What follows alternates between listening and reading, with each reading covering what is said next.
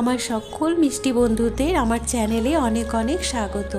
তোমাদের সবাইকে সুপ্রভাত জানিয়ে আজকের ব্লগটা শুরু করলাম। তো রোজকার মতো বাসি কাজ সমস্ত সেরে স্নান টান করে সোজা চলে এসেছি রান্নাঘরে। আর রান্নাঘরে এসে প্রথমেই 2 কাপ চা করে নিয়েছি। সকালবেলা এই চাটা না খেলে আমি যেন কোনো কাজ করার এনার্জি পাই না।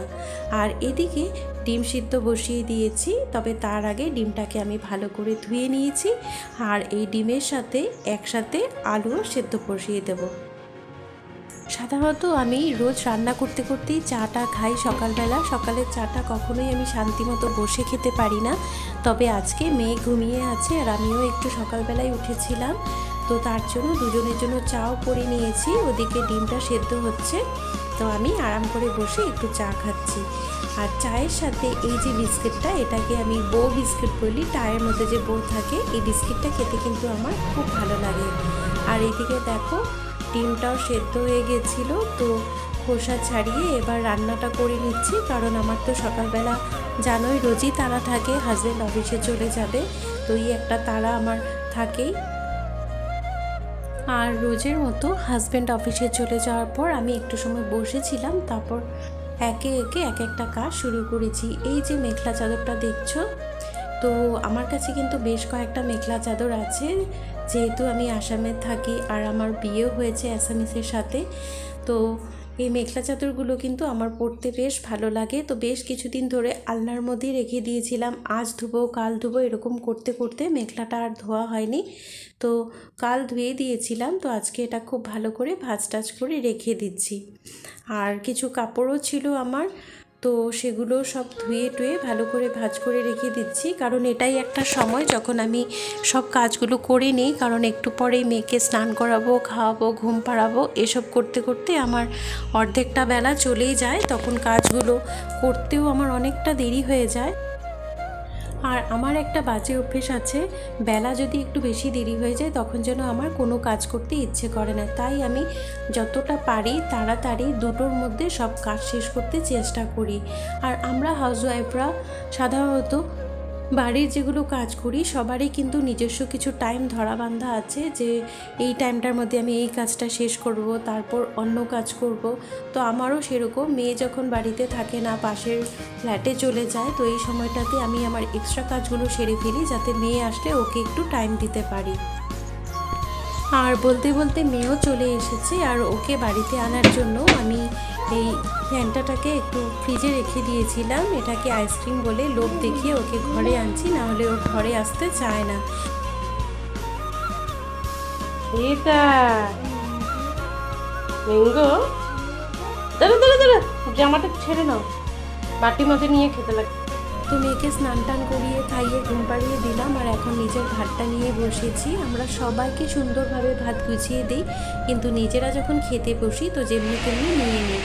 তো যাই হোক, দেখো খাওয়া দাওয়ার পর এখন প্রায় 2:30 মতো বাজে, আর দেখো একদম বৃষ্টি শুরু হয়ে গেল হঠাৎ করে, মেঘলা আকাশ। তো বেশ ভালোই লাগছে, সকাল থেকে খুব গরমও পড়ছিল। আর বৃষ্টি পড়ার সাথে সাথেই আমি দৌড়িয়ে আমার বেলকনিটাতে আসি, কারণ এটাই একটা জায়গা যেখানে আমি কিছু সময় একটু রিল্যাক্স হয়ে পার করি।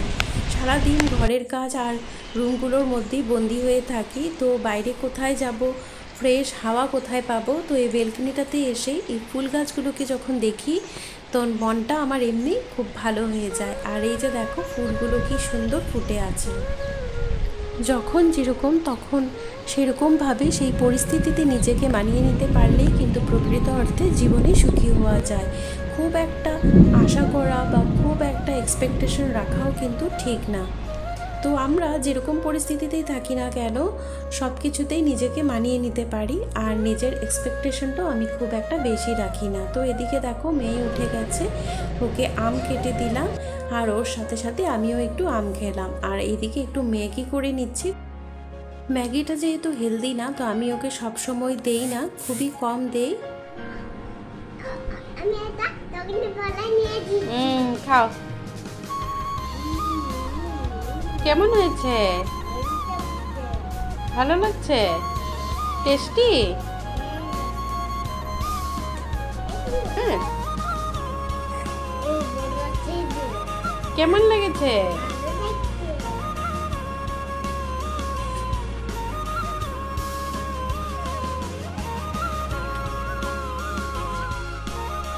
আর এদিকে দেখো বৃষ্টি 1-2 ঘন্টা দেওয়ার পর আবার বৃষ্টিটা এখন কমেও গেছে, হালকা ঝিরিঝিরি বৃষ্টি পড়ছে, কিন্তু খুব সুন্দর একটা ঠান্ডা ঠান্ডা হাওয়া, বেশ ভালোই লাগছে ওয়েদারটা।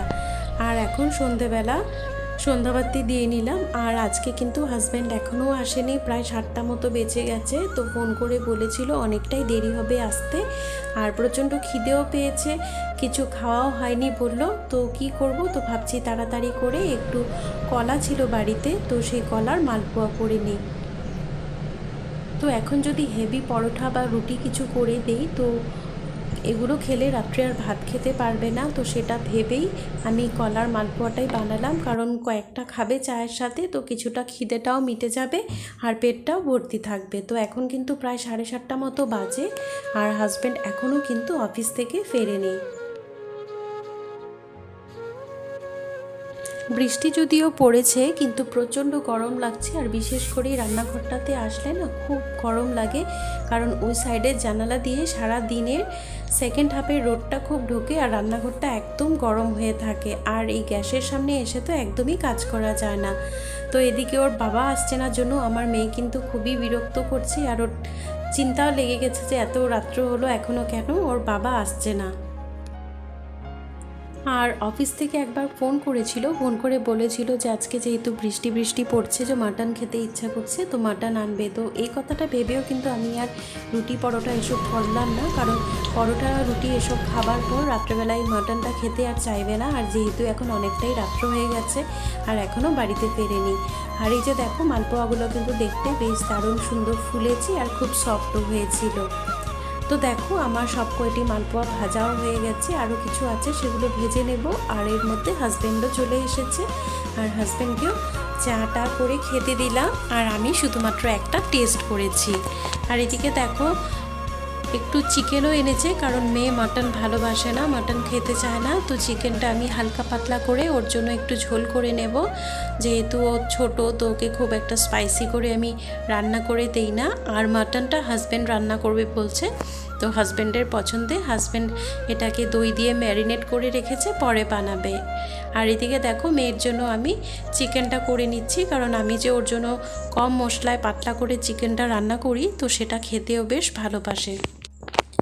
তো চিকেনটা আমার প্রায় কষানো হয়ে গেছে, এখন শুধুমাত্র একটু ঝোল দিয়ে একটু জাল দিয়ে নামিয়ে নেব। আর এদিকে মাটনটাও বসিয়ে নিয়েছে, তো মাটনটা হতে একটু টাইম লাগবে। তো আমি মেয়েকে এদিকে ভাত খাওয়ানোর জন্য নিয়ে এসেছি। আজ তাহলে ভিডিওটা এখানেই শেষ করি, আশা করি ভিডিওটা তোমাদের ভালো লেগেছে। তো আজ তাহলে চলি, তোমরা সবাই ভালো থেকো, টাটা।